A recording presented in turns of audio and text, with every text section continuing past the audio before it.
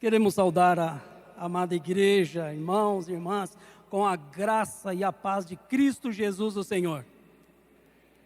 Amém, louvado seja. Assim como foi dito pelo pastor Rubinho, eu sou oriundo de São Paulo, capital, mas já há muito tempo que eu saí de São Paulo, já rodei alguns lugares. Estivemos em Minas Gerais, no norte de Minas, em Salinas, por um bom tempo. Estivemos em Belo Horizonte, depois fomos para o sul de Minas, numa cidade enorme de 3.982 pessoas, chamada Bom Jesus da Penha.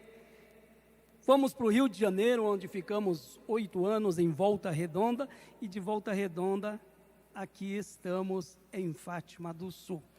E já aproveitando, mandando um abraço para o povo lá de Volta Redonda, que está ligado assistindo. Deus abençoe o povo de Volta Redonda. Agradeço a oportunidade que está sendo nos colocada, a responsabilidade é muito grande em falar em nome de Jesus.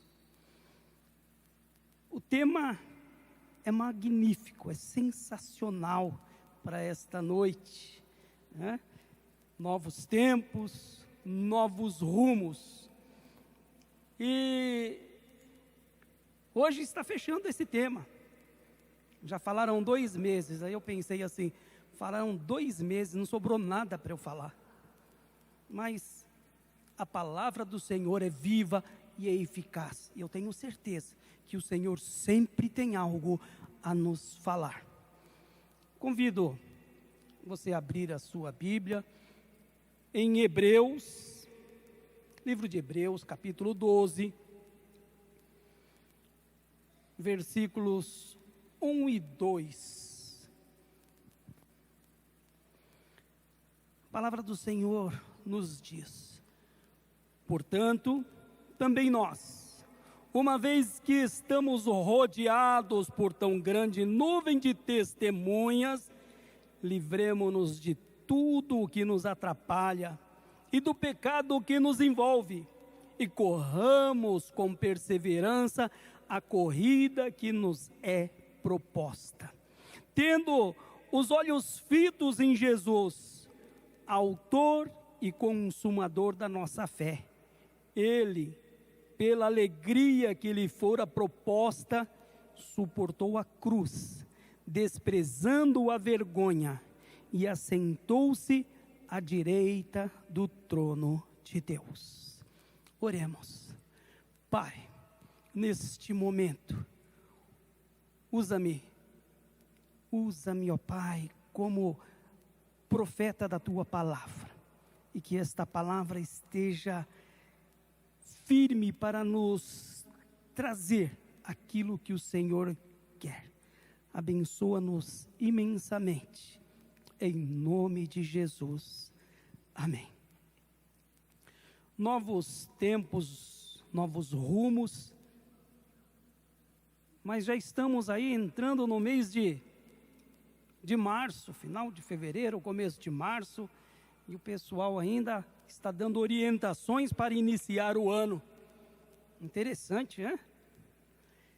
Às vezes daqui a pouquinho já é Natal, mas eu me recordo que quando eu fui nos anos 80, eu era operador na Bolsa de Valores de São Paulo, e o início do ano, a bolsa ficava estagnada. Alguns já ouviram falar do índice Bovespa, e o índice Bovespa ficava estagnado. E tinha já um pressuposto no mercado financeiro, que o ano só começava depois do carnaval. E era exatamente isso. Só depois do carnaval é que a bolsa começava a reagir. Eu creio que podemos usar esse jargão e vamos reagir, que o carnaval já passou. E o Senhor quer nos falar. Não há novos tempos, não haverá novos rumos, se fizermos as mesmas atitudes velhas. Esse livro de Hebreus é uma maravilha. Ele nos revela ensinos maravilhosos, irmãos. Depois de passarmos pelo belíssimo capítulo dos heróis da fé, no capítulo 11, o autor está nos direcionando agora ao capítulo 12, a essa tão grande nuvem de testemunhas. E assim ele nos desafia a corrermos com paciência a carreira que nos está proposta. De que forma? Sempre olhando para Jesus, o autor e consumador da nossa fé.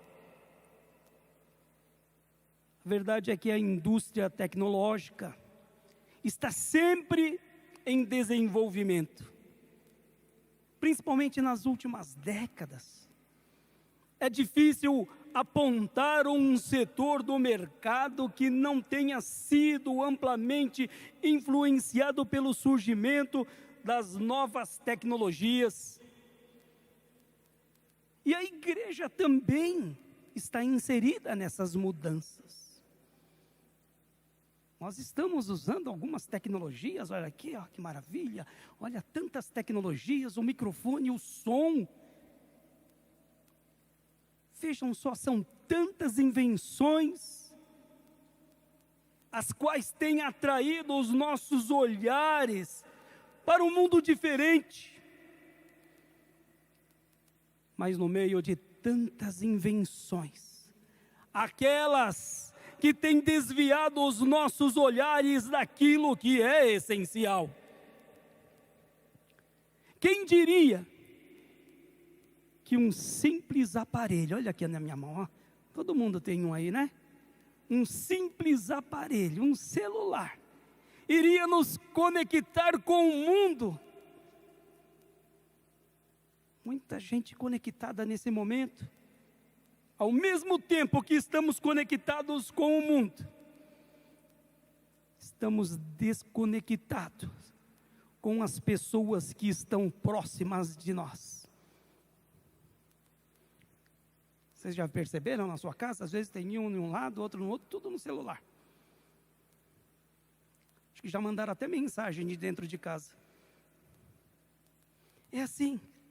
E eu creio que a razão de tanta atração tem como alvo desviar os nossos olhos do único Deus e Salvador.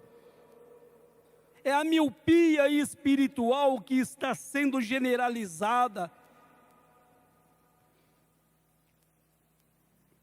E nós precisamos disso, óculos espirituais, para enxergar as verdades do Senhor. Como que estão os nossos olhos hoje? Em quem você está ligado? Talvez seus olhos estejam voltados para algum time de futebol. Afinal, o Brasil é o país do futebol. Os jogos têm atraído os olhares de muitas pessoas. E o futebol está enchendo o coração. Por isso, muito se fala em futebol. Mas quando o campeonato termina, os corações estarão famintos, os corações estarão vazios, tristes. E somente aqueles que aprenderam a olhar para Jesus estarão satisfeitos e seguros. Por isso, precisamos aprender a olhar para o nosso amado Senhor com um olhar correto. Muitos estão com um olhar disperso, distante, um olhar frio em relação a Jesus Cristo. Hebreus 12:2 diz, para olharmos atentamente. O texto também nos mostra que temos alvos a alcançar, obstáculos a vencer, e assim somos inspirados a não desanimar, sempre agir com perseverança. mas há uma condição para que sejamos bem-sucedidos.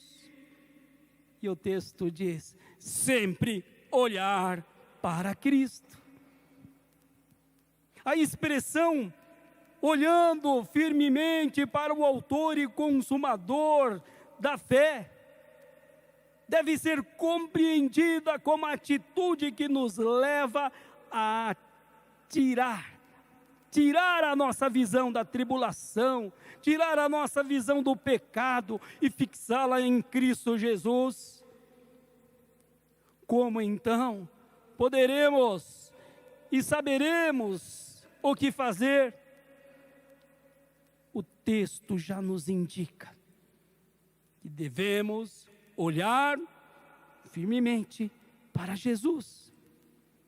Isto significa que Jesus, sua vida, comunhão, serviço devem ser o alvo real e prático em nossas vidas diariamente.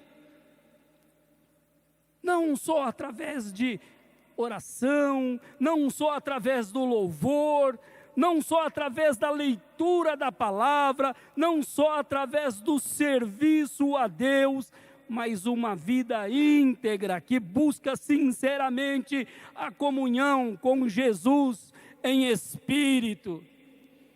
E é o Espírito Santo que testifica em nossos corações acerca de todas as coisas, porque Ele é o Espírito da verdade que o mundo não conhece. Olhar para Jesus, aí está o segredo de uma vida cristã vitoriosa. Hoje, mais do que nunca, precisamos de um ponto de referência para a nossa vida, e este referencial é Jesus Cristo. E isso está expresso de forma vigorosa, lá em Hebreus 13, capítulo 8, quando diz: Jesus é o mesmo ontem, hoje e eternamente. Tudo passa, mas Jesus permanece. Tudo muda, mas Jesus é eterno. Por isso a expressão sempre olhando para Jesus. Sempre olhando para Jesus. Olhar para o nosso Senhor se reveste de um profundo significado místico e espiritual, porque Jesus fez de si mesmo um grande exemplo a seguir. Assim sendo, queridos irmãos e irmãs, encontramos motivos pelos quais devemos olhar para Cristo. E nós vamos colocar aqui o primeiro motivo para o qual nós devemos olhar para Cristo. Quando olhamos para Jesus, nossa vida ganha rumo e direção.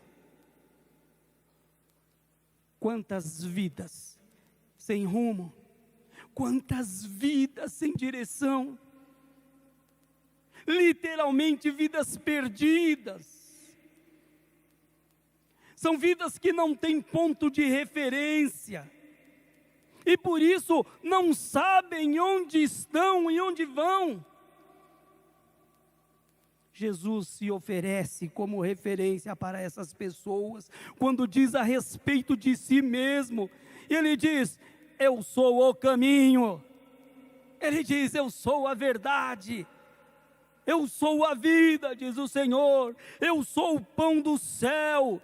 Eu sou a água da vida. Eu sou a porta.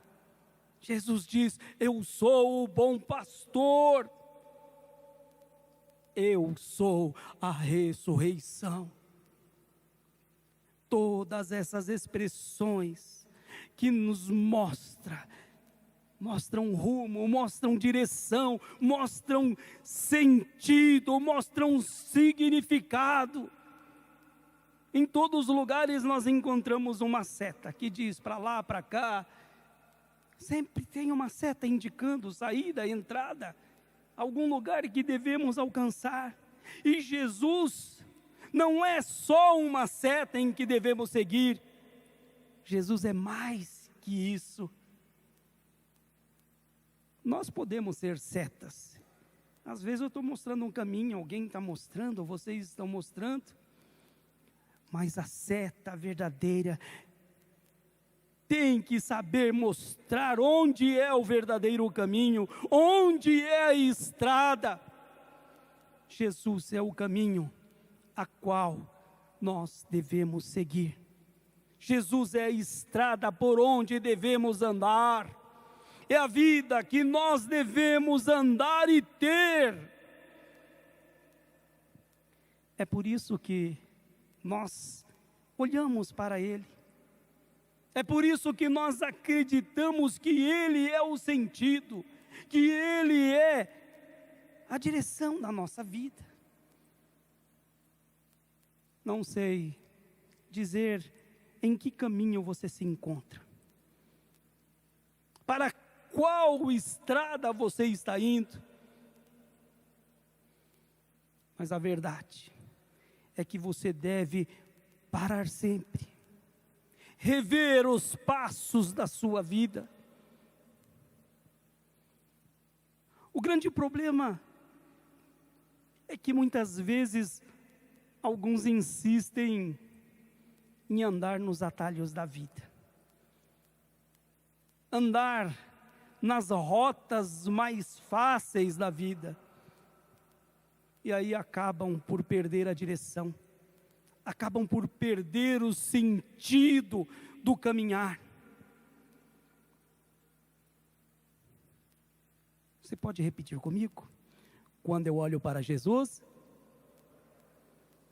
minha vida ganha rumo, direção.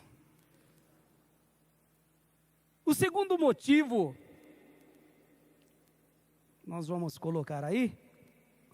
Quando olhamos para Jesus, nossa vida ganha estabilidade, segurança. Estamos vivendo em meio a uma instabilidade devastadora, irmãos. Não temos mais a mínima segurança. E assim nos sentimos totalmente vulneráveis, nos sentimos impotentes, e assim ansiamos por estabilidade, por segurança, mas o nosso sentimento muitas vezes é igual os dos discípulos que lá no lago de Genezaré, quando o barco foi ameaçado pelo vendaval e pelas altas ondas, qual foi o sentimento daqueles discípulos? Medo, insegurança. Mas foi neste momento que eles lembraram que Jesus estava com ele no barco. Estava lá naquele barco dormindo tranquilamente.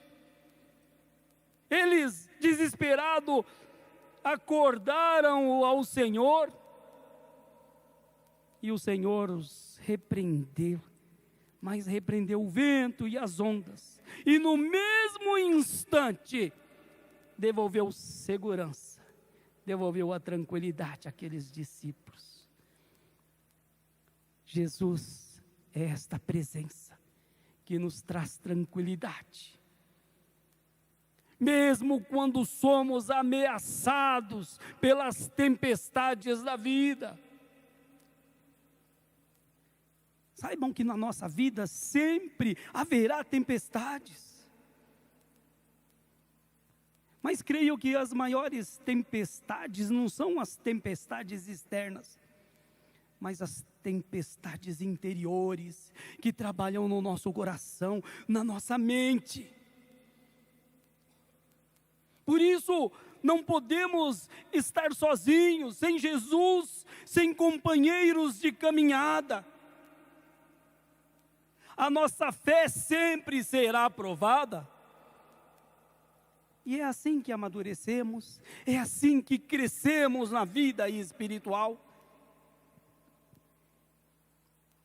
Em Mateus 14, 26, narra que os discípulos estavam no barco, enfrentando uma tormenta no meio do mar, e de repente veio Jesus andando sobre as águas. Quando viram andando sobre o mar, eles ficaram ali aterrorizados e disseram: é um fantasma, e gritavam de medo. As nossas vidas não são tão diferentes, são tantos fantasmas no caminho, mas não podemos nos enganar nem confundir esses fantasmas com o nosso Senhor, com o nosso Deus. O mais importante na nossa caminhada é reconhecê-lo, manter os olhos fixos no Senhor e clamar-lhe por libertação, por salvação. Ter coragem de nadar contra a maré, assumir o sofrimento e ouvir dos lábios do Senhor as palavras da salvação. Tenham bom ânimo, sou eu, não tenham medo. Mas não basta simplesmente olhar para Jesus. Tem tanta gente que só olha para Jesus e não percebe nada. É preciso também reconhecê-lo. Precisamos olhar e reconhecer Jesus. O nosso terceiro motivo para olhar para Jesus. Terceiro motivo: quando olhamos para Jesus, somos curados de nossas dores. Quando olhamos para Jesus, somos curados de nossas dores. Há um momento na história de Israel, quando o povo em sua caminhada pelo deserto eram mordidos por cobras venenosas. E vocês sabem que cobra assusta. Ontem uma cobra apareceu lá no quintal de casa. Minha esposa disse que ela era desse tamanho assim. Era desse. E o meu filho comprovou, era desse tamanho. Mas assustou.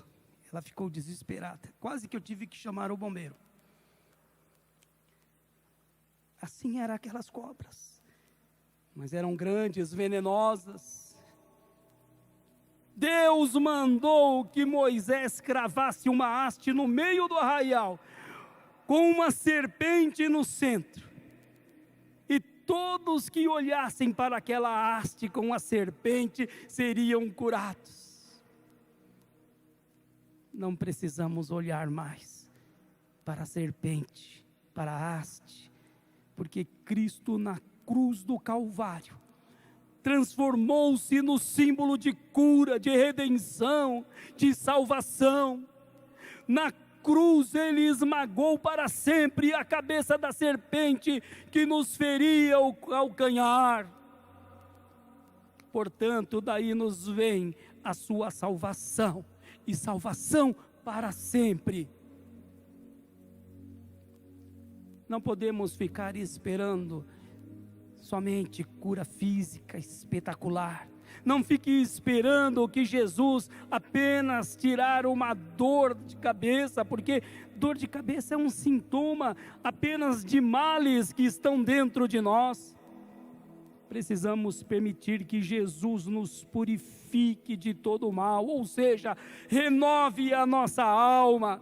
Cura é principalmente a renovação da alma e, por consequência, renovação dos sentimentos, renovação dos pensamentos, renovação da nossa forma de falar, renovação da nossa forma de agir, de ver, encarar a vida.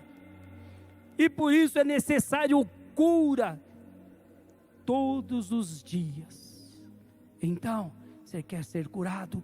Olhe para Jesus. Quarto e último motivo, mais último, mas também importante. Quando olhamos para Jesus, somos restaurados. A vida cristã não é feita só de altos, ela tem altos e tem baixos. Como Pedro, corremos também o risco de negar a Jesus. Podemos até mesmo cair na nossa vida, e como Pedro, baixar de forma vergonhosa o nosso olhar. Se desviarmos os nossos olhares de Jesus, corremos grande risco de queda. No episódio lá em que Jesus Cristo andou sobre o mar, Pedro, que pediu ao Senhor que, se fosse Ele, o mandasse ao seu encontro, e ele queria andar como Jesus sobre as águas do mar. Tendo o olhar fixo em Jesus, Pedro caminhou em sua direção, mas lá nas águas, desviando o olhar de Jesus, sentindo o vento, teve medo e ia afundando, quando novamente clamou a Jesus e foi socorrido e foi salvo. Se nós não tivermos os olhos fixos em Jesus, estivermos só olhando para o comportamento social, olhando para a sociedade, para o modo que eles encaram a vida, facilmente as nossas prioridades, o nosso modo de pensar e agir podem ser influenciados negativamente. Mas quando, como Pedro, tivermos a coragem de levantar os nossos olhos e olhar novamente nos olhos de Jesus, vamos perceber, com o seu olhar cheio de compaixão, Ele apenas nos pergunta: tu ainda me amas? E concluindo, igreja, olhar para Cristo é o único modo que nos mantém espiritualmente firmes. Tenho visto muitas pessoas, muitos cristãos esfriarem e até desistirem da vida cristã quando passam a desviar o seu olhar de Cristo. Podemos encontrar por aí muitas pessoas desanimadas por estarem olhando para a fraqueza dos outros, olhando para os problemas nas igrejas, olhando para a falha dos líderes de outras pessoas. Estamos vivendo uma época onde muitos cristãos começam a perder a sua identidade, pois não são mais luz do mundo. Muitos estão se perdendo na religiosidade, nas tradições. Deixe-me perguntar, neste exato momento, como os seus olhos estão vendo a situação do país, a situação do mundo, a situação da nossa política, a situação da família, a situação da igreja. Há cristãos com os olhos apenas no visível, e por isso só vão enxergar aquilo que todo mundo vê: os problemas, as impossibilidades, as carências. Porém, aquele que aprendeu a colocar a sua confiança no Senhor, o seu olhar verá algo mais, como foi cantado aqui, milagres. Levante os olhos para os céus, lance um novo olhar sobre a vida, e ficaremos surpresos de descobrir que às vezes o nosso maior problema está justamente nos nossos olhos. Conseguiremos trilhar novos tempos, novos rumos, se olharmos para Jesus. Olhem para Jesus. Olhem para Jesus. Amém. Que Deus os abençoe.